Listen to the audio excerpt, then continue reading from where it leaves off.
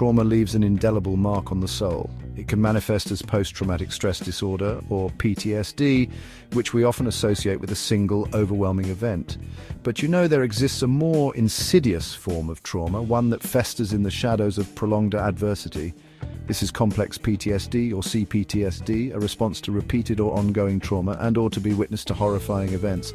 Unlike PTSD, C-PTSD isn't just about flashbacks and nightmares. It seeps into every fiber of our being, affecting our sense of self, our relationships, and even how we perceive the world around us. Imagine for a moment being forced into defending your body of life and content of character, from witnessing end-of-life policy use, from assistive positive to inside the mind of a murderer who causes harm to another.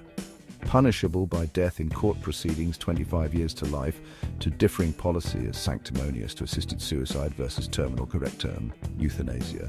Etymology, from Greek EU, good, plus thanatos, death, good death. Definition: euthanasia refers to the painless, intentional ending of a life to relieve suffering, especially in the context of terminal illness, severe injury, or irreversible conditions. Types of euthanasia: voluntary with patient's consent, for example, assisted suicide. Involuntary, against patient's wishes, ethically and legally controversial. Non-voluntary, patient is unable to consent, for example, coma, infants. Active, direct action taken, for example, administering a lethal substance. Passive withholding or withdrawing treatment, for example, life support. Ethical and legal context. Legal in some jurisdictions, for example, Netherlands, Belgium, Canada, undermade. Highly controversial in others due to religious, moral and legal frameworks. Often connected with quality of life, autonomy, dignity and medical ethics. These experiences leave their mark on the developing brain, shaping its structure and wiring it for survival in a world that feels inherently unsafe. And it doesn't stop there.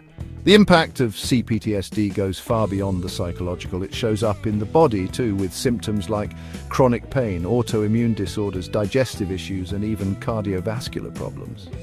This intricate connection between the mind and body reminds us just how deeply trauma can influence our overall well-being. The wounds of complex trauma run deep, showing up as both emotional and physical distress. People who suffer from it often struggle with emotional regulation, experiencing overwhelming feelings that can be really hard to manage. Shame, guilt, and this pervasive sense of worthlessness become like constant companions, fueling self-destructive behaviors and making it tough to form healthy relationships. But the body, it carries the weight of this trauma too. Chronic pain, especially in the muscles and joints, is a common complaint.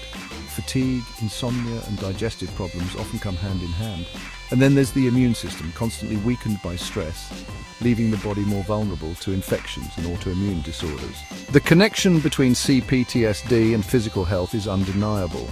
Research has shown higher rates of cardiovascular disease, diabetes, and other chronic illnesses in those who've experienced complex trauma. This really highlights the importance of a holistic approach to healing, one that tends to both the psychological and physical impacts of trauma. A defining feature of C-PTSD is hypervigilance, this constant state of alertness, always anticipating danger. While this response is essential in life-threatening situations, in the context of complex trauma, it becomes maladaptive. It keeps the nervous system locked in a perpetual state of fight or flight. Imagine living with the constant expectation of a threat, even when there's no real danger. That's the reality for many with C-PTSD. The amygdala, which is the brain's fear center, becomes overactive, sending out false alarms that set off a cascade of physiological responses.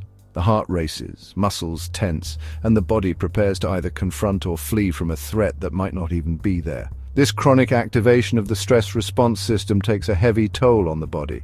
The hypothalamic pituitary adrenal axis, or HPA axis, which regulates stress hormones like cortisol, becomes dysregulated. Over time, this can lead to adrenal fatigue, immune suppression, and a higher risk of chronic diseases. It's frankly exhausting for the body and the mind. In the world of trauma healing, a new and exciting frontier is emerging: cannabinol-pathic medicine. This innovative approach taps into the therapeutic potential of cannabinoids, those naturally occurring compounds found in the cannabis plant, to restore balance and promote healing in both the brain and the body. At the heart of this approach is the endocannabinoid system, or ECS. It's a complex network of receptors and neurotransmitters that plays a vital role in regulating so many physiological processes, like mood, sleep, appetite, pain perception, and even immune function. Trauma, unfortunately, can disrupt the delicate balance of the ECS, leading to symptoms like anxiety, insomnia, chronic pain, and inflammation. Cannabinoids like THC, CBD, and CBG interact with the ECS, helping to modulate its activity and promote homeostasis. THC is the medicine, misunderstood and known for its psychoactive effects, can help ease anxiety and encourage relaxation and encourage myelination of the nervous system. CBD, on the other hand, offers powerful anti-inflammatory and neuroprotective benefits. And then there's CBG, another promising cannabinoid which has shown potential in reducing anxiety and improving mood. It's honestly a fascinating and hopeful area of research. Join us now on ABC IQ to explore this groundbreaking field of study.